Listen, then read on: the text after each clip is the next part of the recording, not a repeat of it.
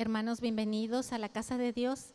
Nuevamente tenemos la oportunidad de poder abrir este bendito libro para que nuestras vidas sean llenas con su Espíritu Santo.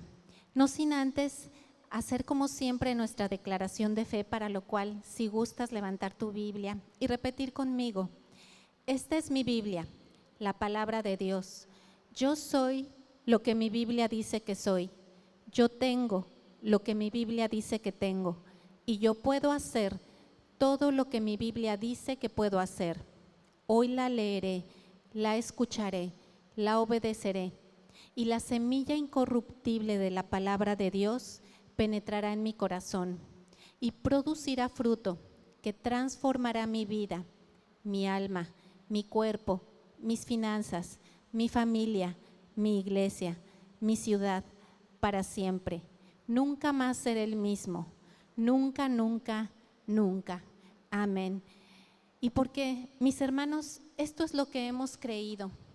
Y si tú ya has creído en Jesucristo como aquel Dios que fue hecho carne, el Dios infinito que bajó a este mundo para sufrir en una cruz, llevando en su cuerpo todos los pecados de aquellos que creeríamos en Él, y llevando en su cuerpo santo todos nuestros pecados, Él recibió la justa ira de Dios debida al pecado, que es la muerte.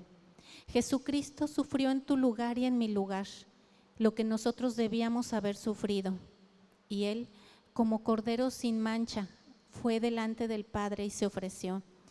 Y si tú ya has creído eso, mi hermano, no hay más que la salvación. Dice la Escritura que tú ya eres una nueva criatura.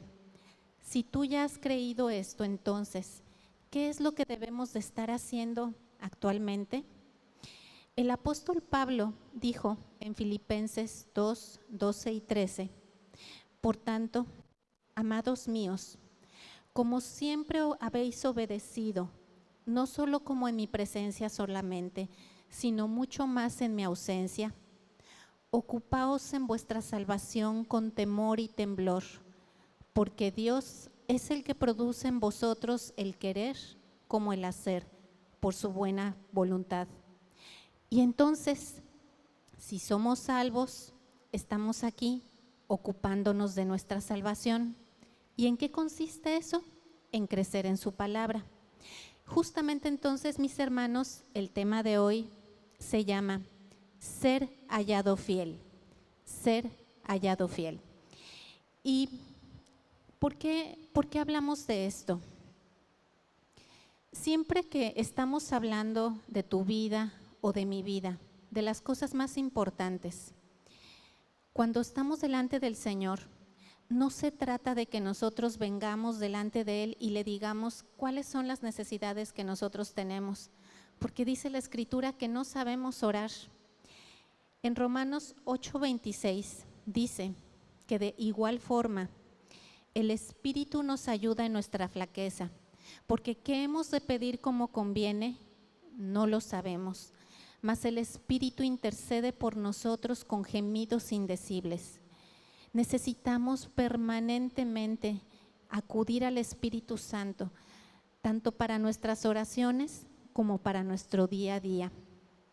Porque cuando tú vienes a la palabra de Dios, tú vas a encontrar muchos versos bíblicos que te van a animar, y eso es glorioso, es verdaderamente fabuloso, porque en esta vida no hay nada que te pueda dar el gozo que te da la palabra de Dios.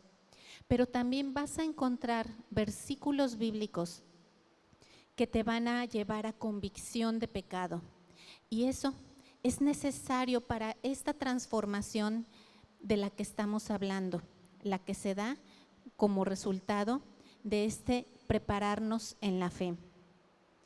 Y hablando de este tema, mis hermanos, de cuánto podríamos ya haber avanzado en nuestra vida, les hago a ustedes una pregunta para que la contesten en lo más profundo de su corazón, pero de manera muy sincera. ¿Consideras que estás satisfecho con tu vida? Tu respuesta, un sí o un no. Y si el Señor dijera su opinión al respecto, ¿qué crees que sería el que dijera? ¿Diría lo mismo que tú dijiste? ¿El Señor está de acuerdo con cómo estás llevando tu vida? O dicho de otra manera, si Él hiciera hoy una evaluación de nuestras vidas, ¿qué sería lo que encontraría? Bueno, nuestro Señor Jesucristo, como tú ya lo sabes, Él está pronto a regresar. Entonces, necesitamos ocuparnos cada día en crecer en su palabra. ¿Qué estamos haciendo con nuestro tiempo? ¿Qué estamos haciendo en el hoy y en el mañana? Hablando de este tema, el apóstol Santiago dijo en Santiago 4, versos 13 al 15, Ea, ahora los que decís, hoy y mañana iremos a tal ciudad y estaremos allá un año y compraremos mercadería y ganaremos. Y no sabéis lo que será del día de mañana. Porque ¿qué es vuestra vida? Ciertamente es un vapor que aparece por un poco de tiempo y luego se desvanece.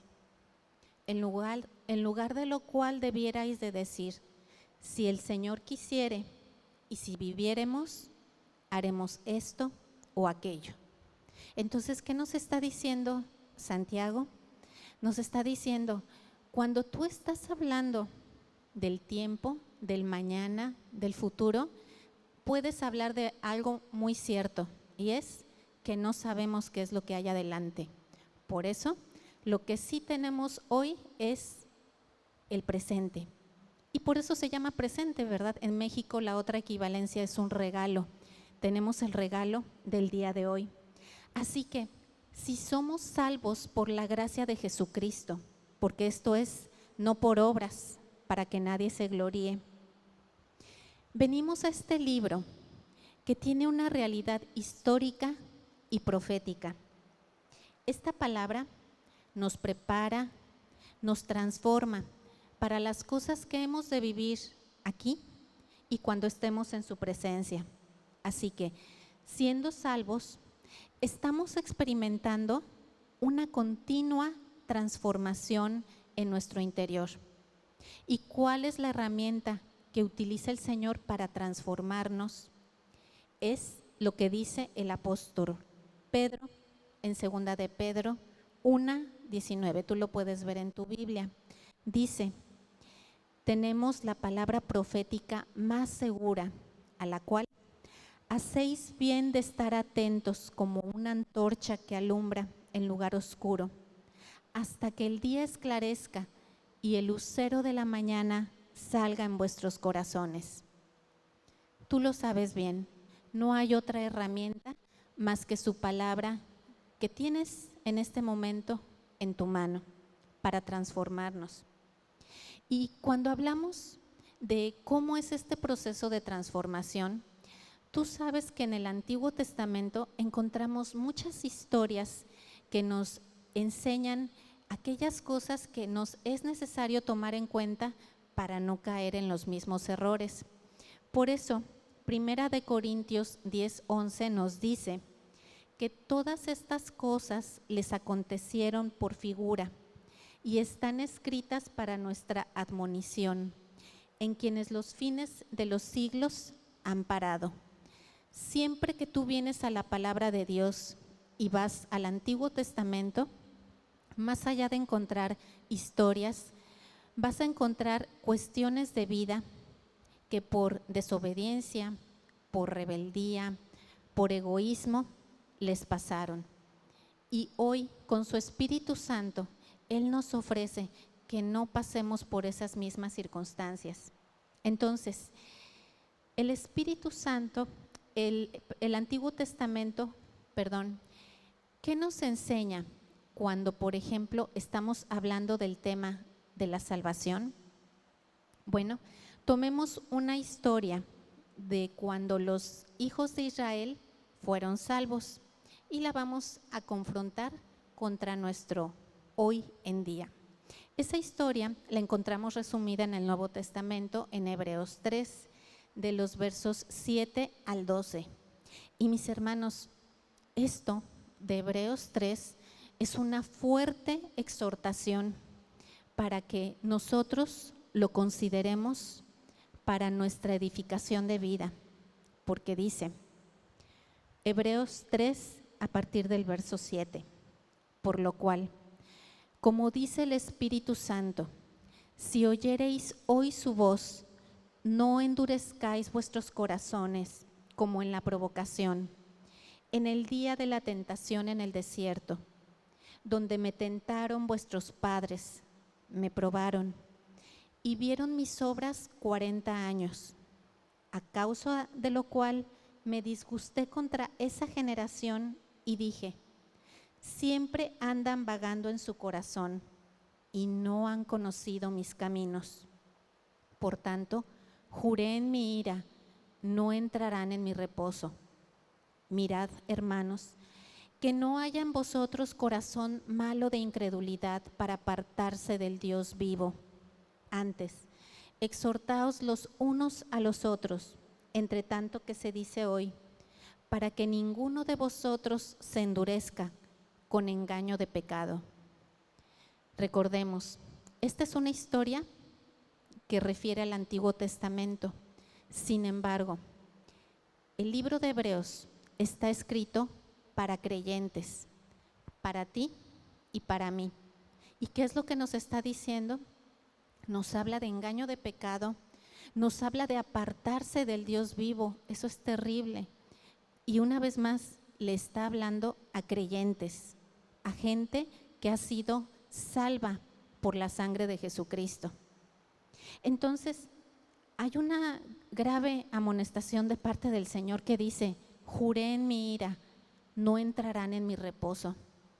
¿Eso tiene un equivalente a nuestro presente? Sí, porque nos lo explica el Antiguo Testamento. ¿Qué significaba ese entrar en el reposo de Dios? Entrar en el reposo de Dios tiene que ver con el servicio que hacemos con el Señor. No cualquier servicio, sino el servicio para el cual tú fuiste llamado, porque tú tienes dones y atributos especiales que hacen que estés en un servicio determinado. Y eso lo encontramos en la Biblia en Éxodo 4:23, donde el Señor está hablando con Moisés sobre cuáles iban a ser las palabras que le iba a hablar a Faraón.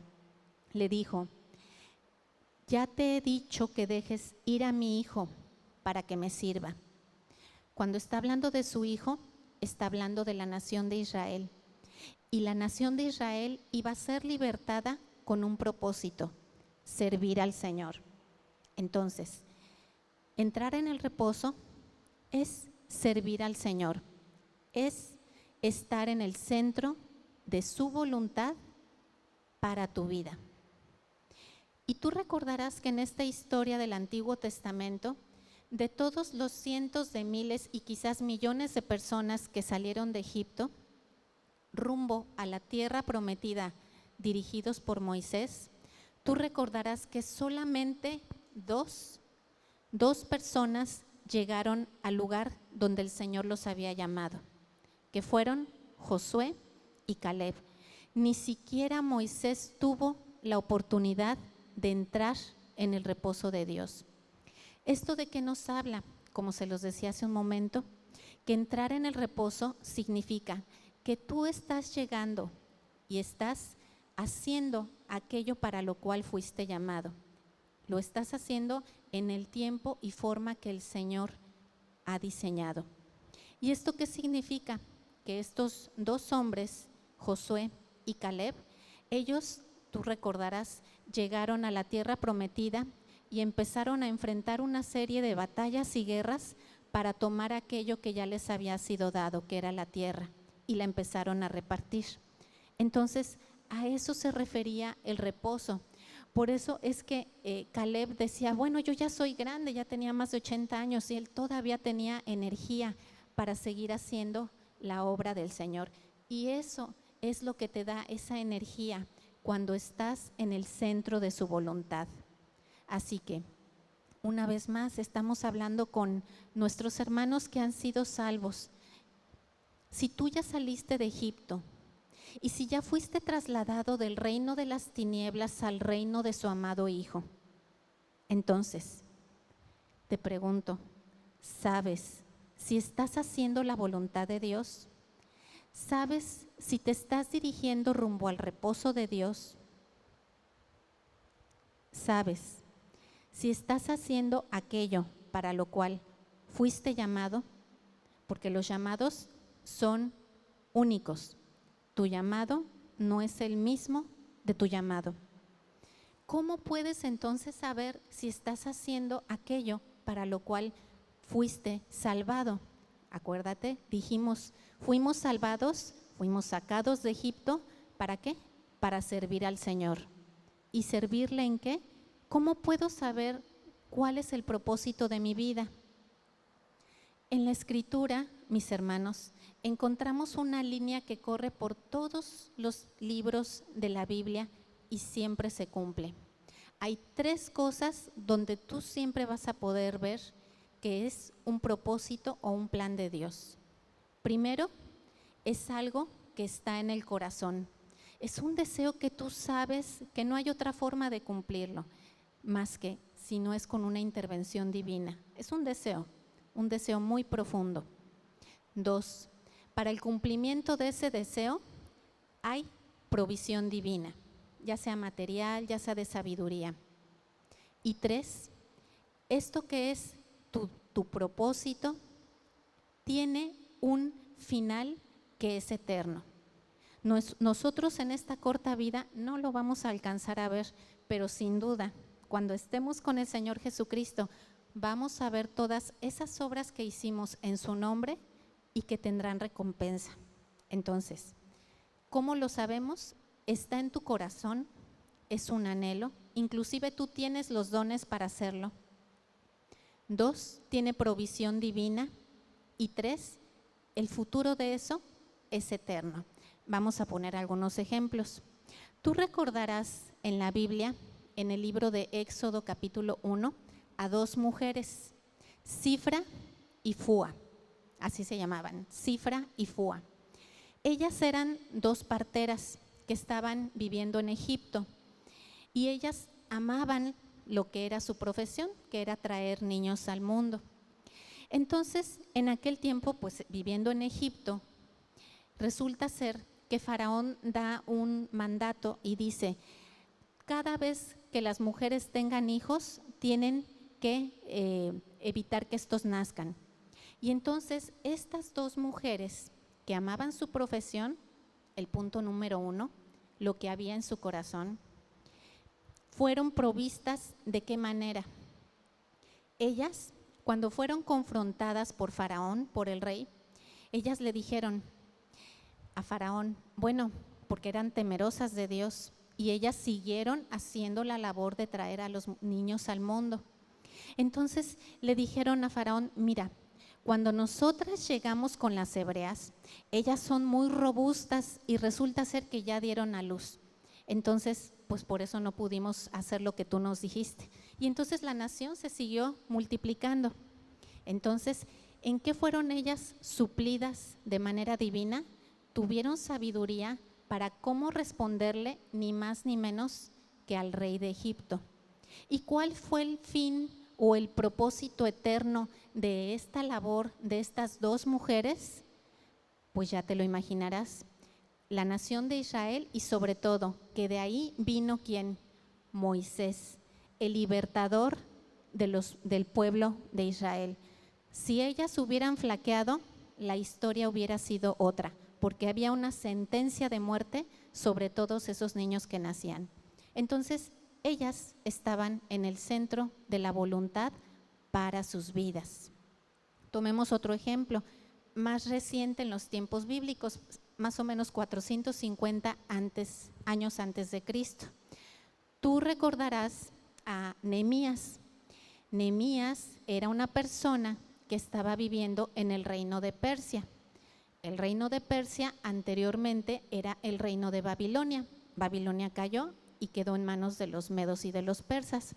Entonces, él estaba viviendo ahí a muchos kilómetros o millas de distancia de lo que era Jerusalén. Y entonces pues él se entera de esta devastación que había sufrido la ciudad a manos de los que vinieron y la tomaron y la destruyeron. Entonces él en su corazón tenía el anhelo de ayudar a reedificar su ciudad.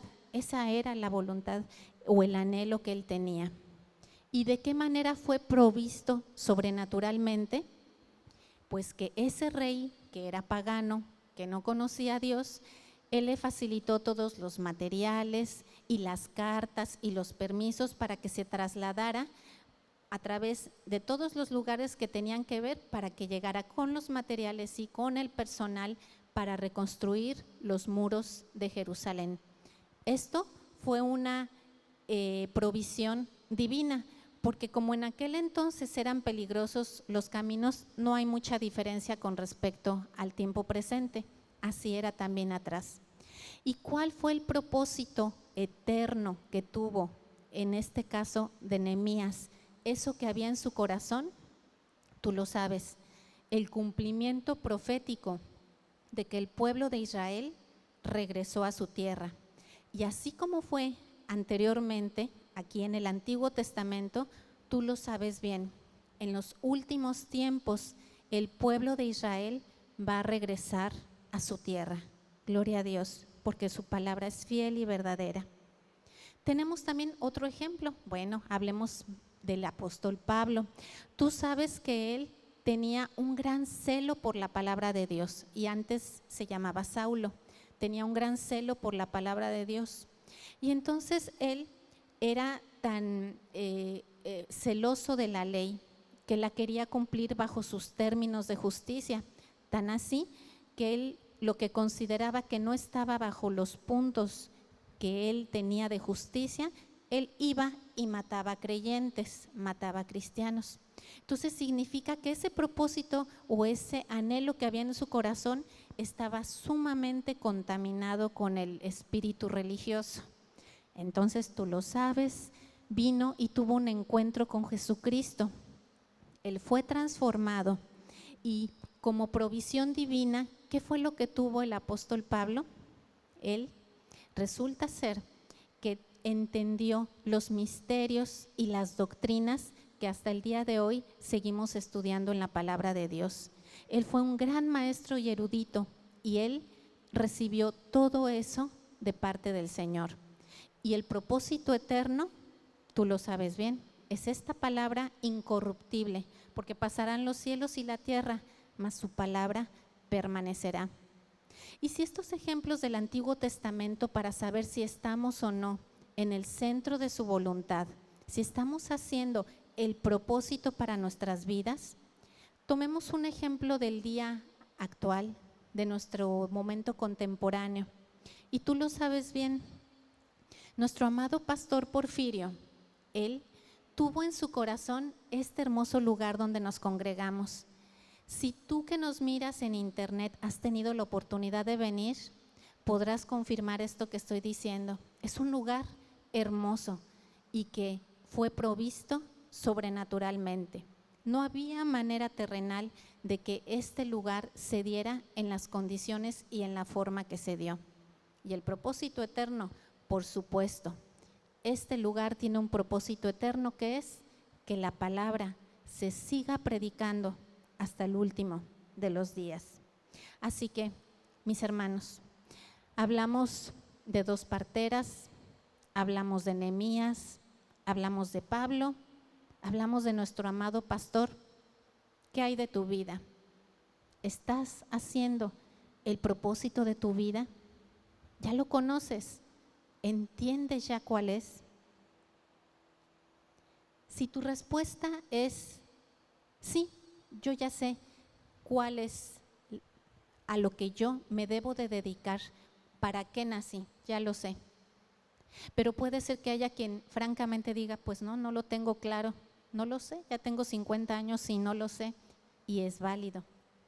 La palabra de Dios nos dice en 1 Corintios 1:20, porque todas las promesas de Dios son en Él, sí, y en Él, amén, por medio de nosotros, para la gloria de Dios. ¿Qué significa? Que cuando en tu corazón está qué es lo que vas a hacer o a qué te vas a dedicar, dice la palabra de Dios que no hay duda. Es algo que está perfectamente clarificado. ¿Y cómo se clarifica? A través de la palabra de Dios. Pero si aún tú no lo sabes o no lo tienes claro, ¿cuál es ese propósito para tu vida? Nos dice 2 de Corintios 3:18, ¿qué es lo que tenemos que hacer para tenerlo claro? Nos dice, por tanto, nosotros todos, mirando a cara descubierta como en un espejo la gloria de Dios, somos transformados de gloria en gloria, como por su Espíritu. Dice entonces que cada vez que tú lees este libro, a la vez es como un espejo donde te está mostrando todos los defectos espirituales que aún hay dentro de ti. ¿Y cómo te lo muestra la palabra de Dios? ¿Es algo muy místico? ¿Es algo muy complicado? No, tú sabes que nuestro Señor es sabio.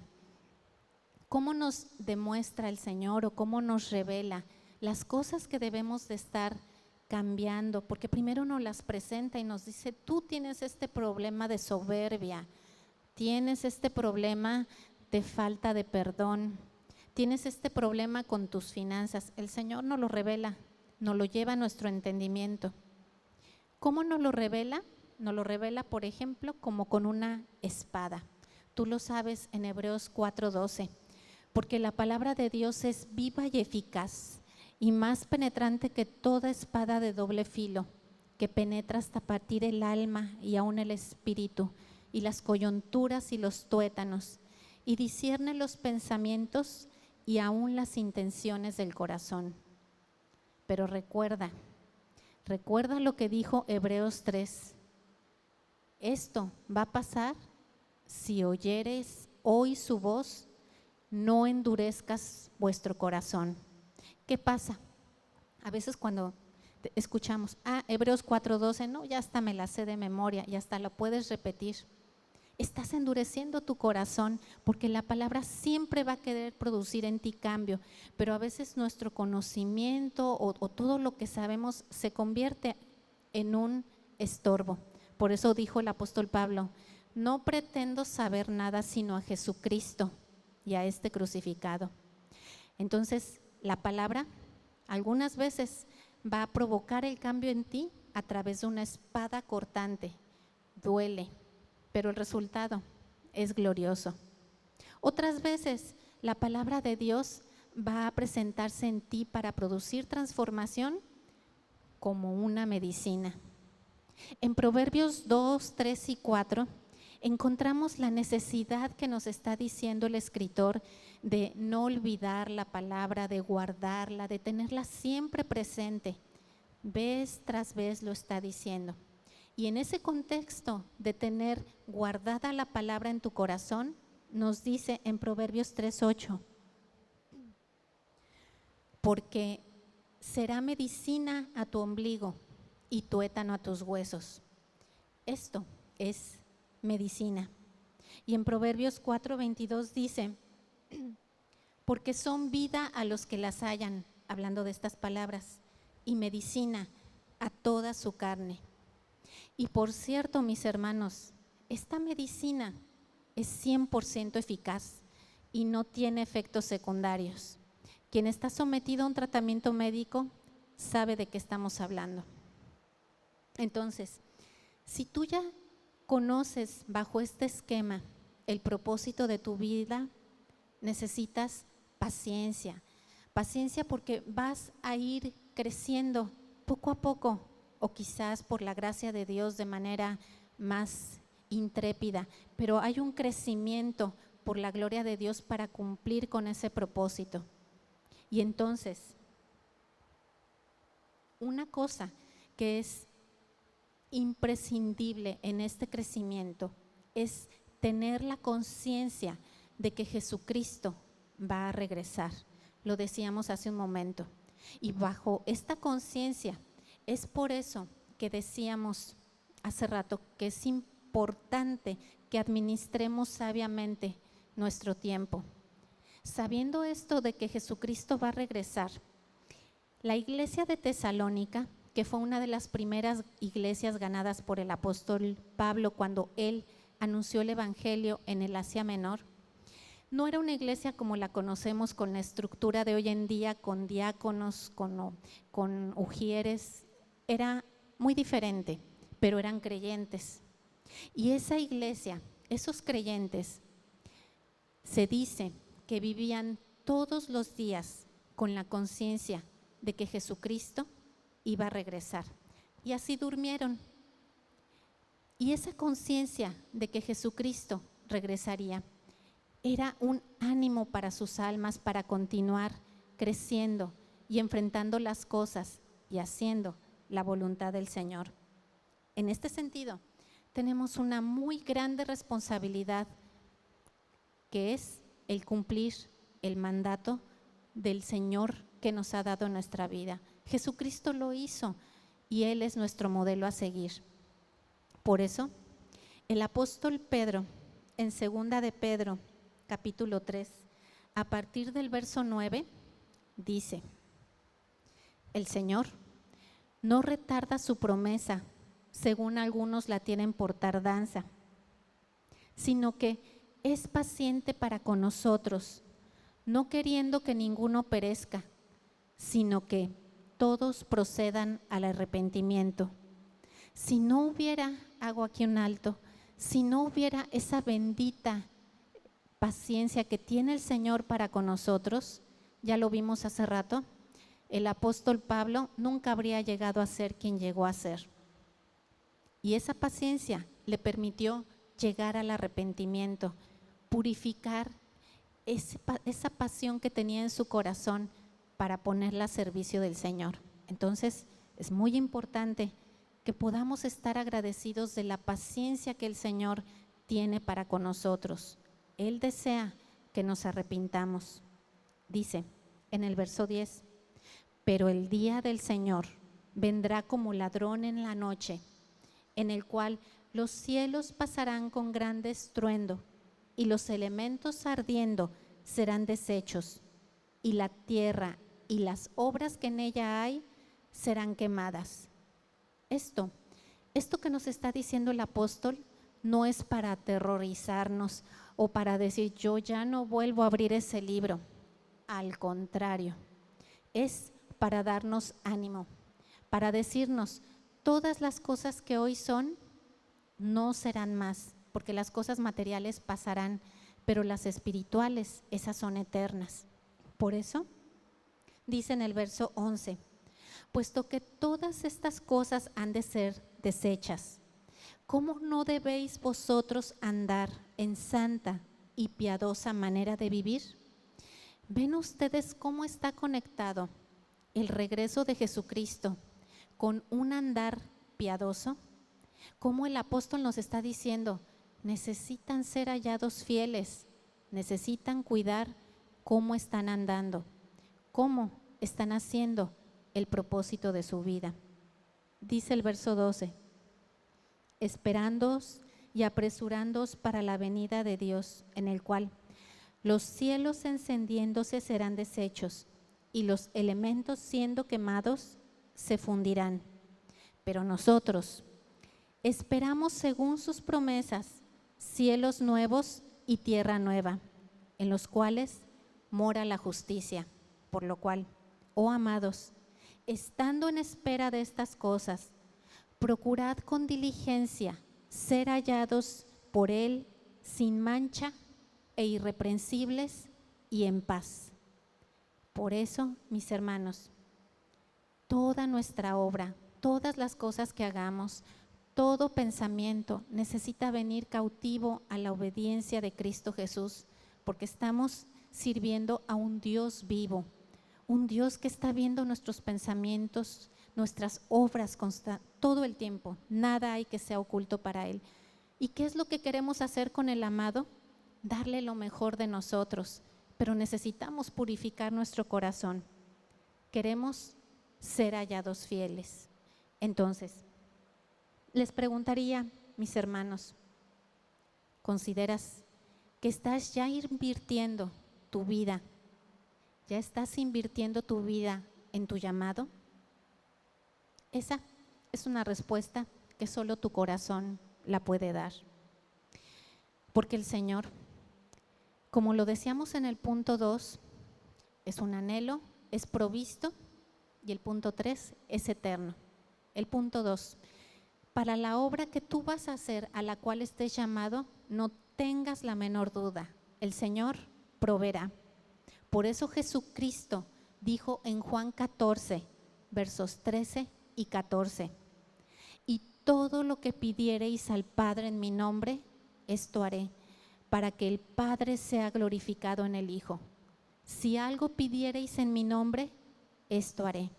Tenemos ese respaldo, el respaldo de Jesucristo al hacer su obra. Eso es glorioso, mis hermanos. Entonces, si hemos de servir al Señor, llevando a cabo ese propósito que tenemos para nuestra vida, una cosa muy importante que lo vimos en Hebreos 3, ten cuidado de que no seas sirviendo en la carne. Es muy peligroso porque parecen ser obras muy piadosas, pero que están hechas en la carne. Y para ello tenemos un pasaje bíblico que nos lo ejemplifica, que está en el libro de Éxodo capítulo 4. Ahí encontramos a Moisés viviendo todavía en el desierto de Madián.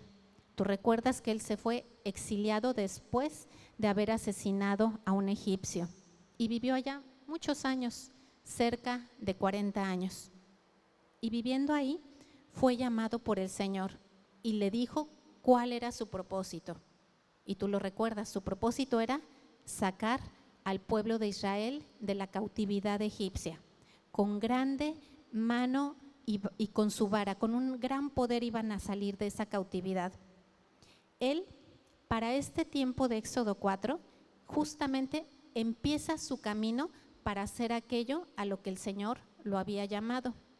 Y por cierto, tú lo recuerdas, Moisés en ese tiempo ya tenía 80 años, o sea que el Señor nunca llega tarde. Bendita y gloriosa esperanza. Entonces encontramos en Éxodo 4, 24 y 26 este hecho sorprendente. Dice, y aconteció en el camino, ¿en cuál camino? Recuerda, él se dirigía a hacer lo que el Señor le había llamado a hacer. Entonces dice, y aconteció que en el camino, que en una posada, Yahvé le salió al encuentro y quiso matarlo. ¿Cómo? ¿Dios quiso matar al que sería el libertador de su pueblo? Sí. Dice en el verso 25, entonces Séfora, tú recuerdas, Séfora era la esposa de Moisés, tomó un pedernal afilado y cortó el prepucio de su hijo y lo echó a sus pies diciendo, a la verdad, tú me eres esposo de sangre. Verso 26, así le dejó luego ir y ella dijo, esposo de sangre a causa de la circuncisión. Este hecho nos habla de que Moisés, que iba a hacer su obra, llevaba a su hijo sin circuncidar. ¿Y qué es la circuncisión? Es quitar la piel del prepucio. ¿Qué significa esto? Es hacer las obras de la carne. Y la circuncisión justamente hace morir la carne. Y era lo que Moisés no había hecho. Y su esposa, como buena ayuda idónea, se dio cuenta de lo que estaba pasando. Y por eso ella intervino para hacer esa circuncisión. Y entonces Moisés pudiera ir a hacer la obra. Lo que le pasó entonces a Moisés, hoy nos puede pasar a nosotros. Necesitamos circuncidar nuestros corazones, quitar ese pecado, quitar ese ánimo de estar haciendo las obras en la carne. Y no hay otra receta más que ser llenos de su Espíritu Santo, que tú te estés llenando con su palabra, que tu lámpara esté llena de aceite, para que cuando Él regrese te encuentre haciendo su voluntad. Mis hermanos, el engaño del pecado está a la puerta. Por eso nos lo está advirtiendo Hebreos 3. Tú puedes tener a un atleta, a un soldado, a un científico. Son 3 tipos de profesiones que toman años para prepararse. Tú lo sabes, el atleta invierte muchas horas al día para prepararse para llegar a la competencia. El científico hace muchos estudios y experimentos para conseguir su premio Nobel. El soldado tiene que estar mucho tiempo bajo tierra, bajo las órdenes de los comandantes. ¿Para qué? Para lograr la victoria. Pero si por algún momento llega el desánimo, llegan las circunstancias que no salen como nosotros teníamos pensado, eso hace, y es lo que hace el engaño del pecado, que entonces caiga como le pasó al pueblo cuando se dirigía hacia la tierra prometida. Por eso cayeron muertos en el desierto, por eso no llegaron a la tierra prometida, porque dejaron de hacer aquello para lo cual fueron llamados. ¿Perdieron su salvación? No. Significa que no hicieron la obra que el Señor les había encomendado. Por eso les decía que es una tarea muy importante y que debemos de considerar. ¿El qué? El invertir nuestras vidas haciendo su voluntad. ¿Por qué es tan importante esto? Porque el fiel servicio del cristiano, del creyente, en este tiempo, en esta era, va a tener recompensas eternas. El libro de Apocalipsis, quizá uno de los más complejos por las figuras gramaticales que utiliza para la explicación de las cosas que están por venir, nos enseña las palabras últimas de Jesucristo. Tú sabes que los evangelios son un testimonio de todo lo que Jesucristo hizo, pero cuando Jesús glorificado se manifestó a Juan en la isla de Patmos, él le reveló las cosas que habrían de ser en los últimos tiempos y le dijo: escribe estas cosas. Lo que encontramos en Apocalipsis son las palabras de los mismos labios de nuestro Señor Jesucristo. ¿Y qué es lo que nos dice? Que son las palabras dichas a la iglesia de aquel entonces, a las 7 iglesias de Asia Menor. Palabras para estas iglesias, pero que son también contemporáneas para los creyentes, porque esta palabra nunca pasa. Y el Señor Jesucristo, lejos de hablar condenación, le está hablando a los creyentes que estaban en esas iglesias y a los creyentes que están aquí y siempre escuchando la palabra de Dios. ¿Y qué les dice Jesucristo, el Rey de Reyes y Señor de Señores? En Apocalipsis 2, verso 7, en la segunda parte, ¿qué dice? Al que venciere, le daré a comer del árbol de la vida, el cual está en medio del paraíso de Dios. Tú sabes que como resultado del pecado se perdió el acceso a ese árbol. En Apocalipsis 2 también, en el verso 11, segunda parte dice: el que venciere no sufrirá daño de la segunda muerte. ¿A quién se lo estaba hablando Jesucristo? A la iglesia de Esmirna. ¿Y qué características tenía esa iglesia? Era una iglesia perseguida. Aquellos que son criticados y juzgados por predicar la palabra de Dios. Y Jesucristo promete: no sufrirás daño de la segunda muerte. Jesucristo promete en Apocalipsis 2, verso 17: al que venciere, le daré de comer el maná escondido y le daré una piedrecita blanca y en la piedrecita escrito un nombre nuevo, el cual ninguno conoce sino aquel que recibe. A la iglesia de Tiatira le dice en el verso 26: al que venciere y guardare mis obras hasta el fin, yo le daré autoridad sobre las naciones y las regirá con vara de hierro, y serán quebradas como vaso de alfarero, como también yo la he recibido de mi Padre. En Apocalipsis 3, a la iglesia de Sardis, al que venciere, será vestido de vestiduras blancas, y no borraré su nombre del libro de la vida, y conservaré su nombre delante de mi Padre, y confesaré su nombre delante de mi Padre y delante de sus ángeles. A Filadelfia, en el capítulo 3, verso 12, al que venciere, yo lo haré columna del templo de mi Dios, y nunca más saldrá de ahí. Y a la Odisea que era una iglesia que no era ni fría ni caliente, que hacía todas sus obras de manera tibia, y que el Señor le dice, aún yo vomito esas obras. Aún y con todo eso, el Señor le ofrece una promesa. Al que venciere, le daré que se siente conmigo en mi trono, así como yo he vencido y me he sentado con mi Padre en su trono. Si quizá muchas de estas cosas todavía escapen a nuestro entendimiento, una cosa es segura, que en el hecho de que tú consagres tu vida a hacer el propósito para el cual el Señor te llamó, hay galardones, hay recompensas, que si tus ojos pudieran no verlos, pero que si tú sigues orando, puedes verlos, porque están aquí, son las bendiciones que el Señor ha dejado. Estas bendiciones están por venir. Es lo que el Señor nos ha dado a través de su Espíritu, para que no desmayes, para que continúes sirviendo al Señor, para que continúes buscándolo y creciendo en su palabra. Mis hermanos de la alabanza, si son tan amables.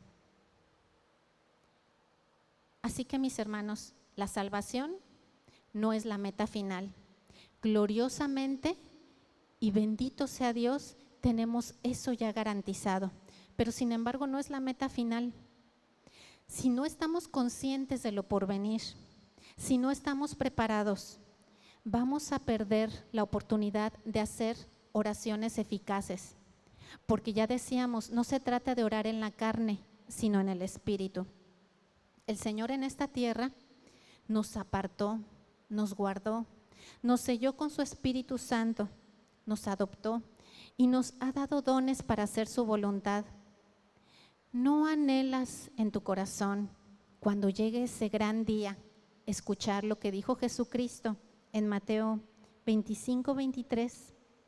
Dijo, su Señor le dijo, bien y buen siervo y fiel. ¿No anhelas escuchar esas palabras de parte del mismo Jesucristo? El doctor Donald Gray Barnhouse dijo, el hombre que va a ser oído en la corte de Faraón con un irresistible, así dice el Señor, debe estar primero delante de la zarza ardiente. No es natural que caminemos en el Espíritu. ¿Por qué? Porque estamos viviendo por vista y no por fe. Por eso necesitamos enfocarnos en las cosas espirituales que se encuentran en su palabra. Por eso dijo Martin Lloyd Jones, dijo, si solo pasáramos más tiempo mirando a Cristo, aquí, en su palabra, pronto nos olvidaríamos de nosotros mismos, y así sucede. Padre, yo te pido por todos aquellos que estuvieron escuchando esta sencilla presentación de tu palabra, para que les reveles cuál es el propósito de tu voluntad para sus vidas.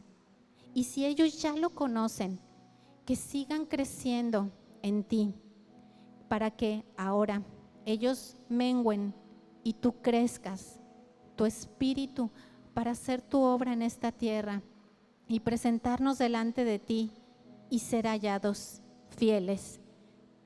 Es nuestra oración para tu vida. Vamos a adorar a nuestro Señor bendito. Gracias, Padre, por esa gracia inmerecida. No lo merecíamos, Padre. Bien, mis hermanos, pues vamos a pasar a las ofrendas, Padre. Te pedimos tu bendición sobre estas ofrendas que se colocan en el alfolí para que tu obra continúe, Señor. Te damos gracias por todo lo que se recabe, Señor, pero sobre todo por los corazones de mis hermanos. En el nombre de Jesús, amén. Y mis hermanos, ustedes recordarán que tenemos 3 servicios para recibir la palabra de Dios los días miércoles a las 6 de la tarde y los domingos a las 10 y a las 6. Y también tenemos el grupo de jóvenes, los días sábados se reúnen, y el grupo de alabanza también para que formen parte todos aquellos que quieran de estos 2 ministerios.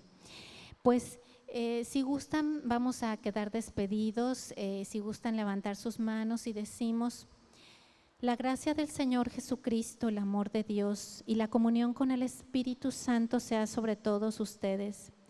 Que todo nuestro ser, espíritu, alma y cuerpo permanezcan irreprensibles hasta la venida de nuestro Señor Jesucristo. Que a partir de ahora y hasta que el Señor venga, nos encuentre a ti y a mí siendo hallados fieles. Y los que así lo haremos decimos amén. Quedamos despedidos, mis hermanos. Gracias.